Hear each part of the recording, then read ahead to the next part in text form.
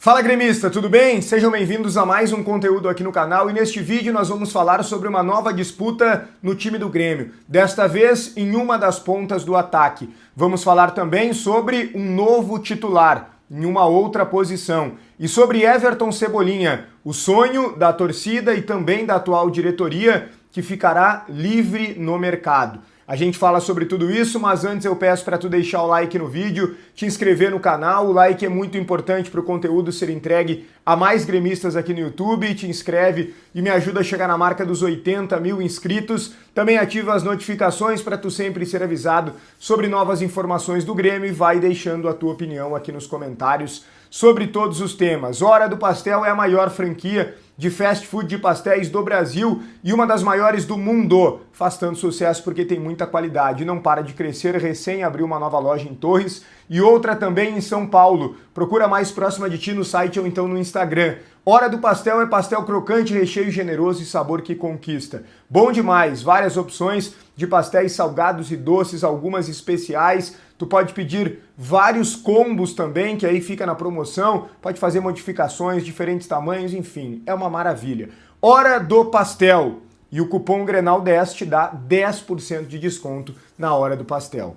Vamos lá, primeiro ponto que eu quero abordar aqui com vocês é uma nova disputa no time do Grêmio. Sim, nós começamos a temporada com algumas situações a serem resolvidas pela diretoria em termos de carências e outras que a gente olhava, no caso, para a posição no time e dizia, aqui eu tenho o meu titular. Mas a gente sabe como tudo funciona no futebol e as mudanças vão acontecendo. Muitas vezes alguns jogadores que a gente não espera nada nos surpreendem positivamente e dão conta do recado. Outras que a gente parecia já ter resolvido se tornam pelo menos preocupações. E é claro que nada é definitivo. No futebol nunca nada é definitivo, ainda mais no início de temporada como estamos. Mas é fato que o Amuso não começou bem a temporada de 2026. Ou melhor, ele até começou o primeiro jogo bem, inclusive com gol marcado, mas depois ele caiu de produção. Eu não sei se é uma questão física, aliás, esse é um jogador que teve problemas físicos logo na chegada ao Grêmio, passou por todo um processo para depois começar a desempenhar o bom futebol, dentro também de um modelo diferente. E isso pode ser um ponto que esteja pesando. Com o Mano Menezes, o jogo não era baseado nos pontas, o jogo era baseado no meio-campo. E a bola chegava nos pontas para que eles trabalhassem ela, mas eles não precisavam a todo momento ficar acelerando, a todo momento na necessidade do drible e da jogada individual para cima dos marcadores adversários. O time do Luiz Castro é diferente. A bola circula muito rapidamente pelo meio-campo e ainda não está do jeito que ele quer, mas ela precisa chegar rápido nos pontas porque eles são os protagonistas. Será que esse é o jeito que vai fazer o Amuso desempenhar? Tenho muita preocupação. O Amuso não é um jogador de drible. Ele tem uma jogada, aquela que ele finge que vai para o fundo, vai para dentro e bate no gol. Mas é muito mais limpando o marcador para bater no gol ou então efetuar algum tipo de cruzamento do que o drible mesmo, que vai para dentro, passa pelo marcador, tenta passar pelo segundo. Não, ele não é esse jogador. Então eu não sei se o Amuso encaixará na ideia.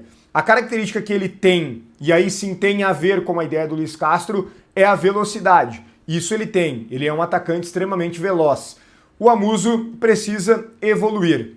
Acho ele um bom jogador, útil, muito útil eu diria, e hoje ainda titular, mas essa posição passa a ficar aberta com as atuações ruins, principalmente no último jogo ele esteve muito abaixo, e ali poderia surgir, quem sabe, o enamorado, mas entrou mal contra o Fluminense. O enamorado tem muita habilidade, muita qualidade, sobra para ele essa virtude do drible, mas ele é um jogador muito franzino, muito magrinho, muito fraco, perde fisicamente para os adversários. É um ponto que o Grêmio vai precisar observar, porque talvez o Pavon ganhe espaço nessa queda de desempenho do Amuso, o que vamos combinar não seria o mais adequado, né? Eu acho até o Pavon um jogador que pode ser útil vindo do segundo tempo, né, entrando ali para jogar 20, 15 minutos, agora titular de forma alguma. Contra o Fluminense, por exemplo, ele entrou muito bem na segunda etapa, no jogo seguinte, contra o Juventude, ganhou a condição de titular e foi muito mal mais uma vez. E esse é só um exemplo de tantos outros que a gente poderia dar. Do Pavon sendo importante entrando durante o jogo, mas quando começa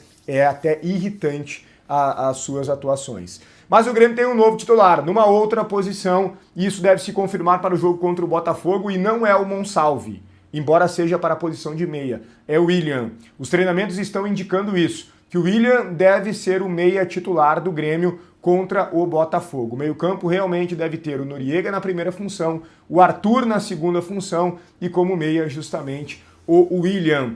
O técnico Luiz Castro gostou muito do que viu do William no primeiro tempo diante do Juventude. E não tirou o jogador por uma opção técnica, tirou o jogador por desgaste, algum cansaço e principalmente uma preservação para a quarta-feira. O Grêmio, portanto, não deve ir com o Edenilson, pelo menos não nesta posição. O Edenilson, a tendência é que fique no banco, e o que se fala no Grêmio é que o Luiz Castro utilizou o Edenilson como meia muito mais como uma questão de necessidade momentânea do que de uma ideia fixa. Que ele trabalha hoje com o William como o titular, o Monsalve ganhando espaço e também podendo ser logo esse titular, e o Cristaldo no fim da fila. E claro, uma observação ao Jefinho, que é um menino que o Grêmio entende ainda precisa ser melhor lapidado. Eu gostaria de mais oportunidades para o Jefinho, porque vejo muita qualidade nele. E o Edenilson não foi citado como meia, ele é colocado como um volante. O Luiz Castro vê ele prioritariamente como um volante, e isso me agrada. Acho que sim, o Edenilson pode ser útil no Grêmio como um volante reserva.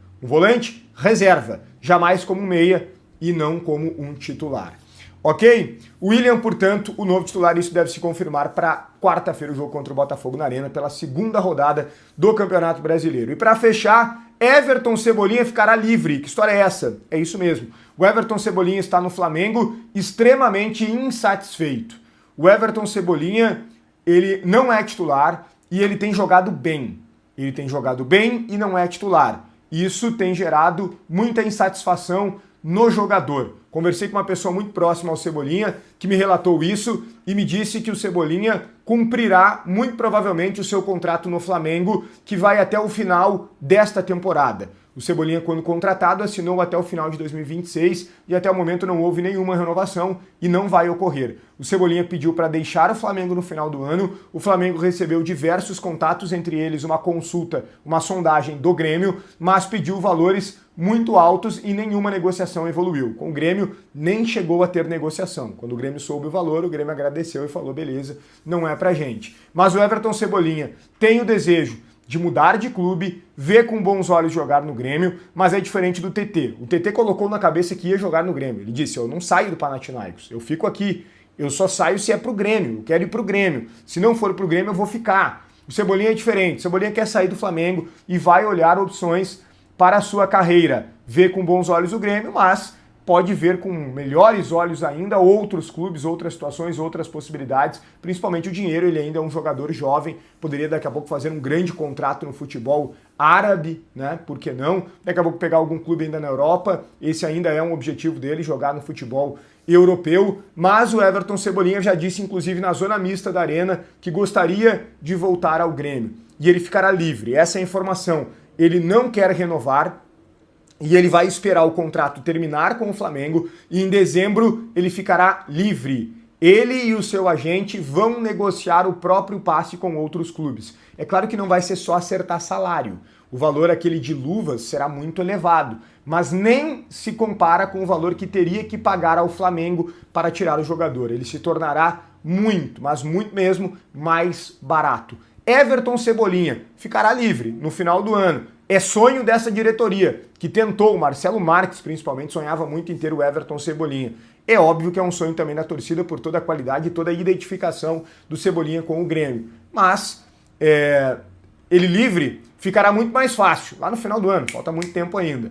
Mas ainda assim não é um negócio assim tão fácil assim, né? Só não será tão difícil quanto tirar ele do Flamengo, beleza? Esse conteúdo também tem a força do nosso novo patrocinador Empório da Família, que trabalha com linha completa de pizzas da Nono Ludovico, ou seja, alto nível, né? Excelência em pizzas. Empório da Família trabalha com congelados da renomada marca Vó Eneri. Lasanhas, canelones, frangos, panquecas, filés, molhos, rondeles, pastel de forno, pastelão. É linha completa de congelados no Empório da Família. É qualidade, é para quem gosta de sabor, é para quem gosta de comer bem. Empório da Família fica aqui em Porto Alegre, na rua Felizardo 446, no bairro Jardim Botânico, e o telefone tá na tela, Empório da Família, beleza? Deixa teu like no vídeo, te inscreve no canal, ativa as notificações, opina muito aqui nos comentários, um grande abraço e até o próximo conteúdo.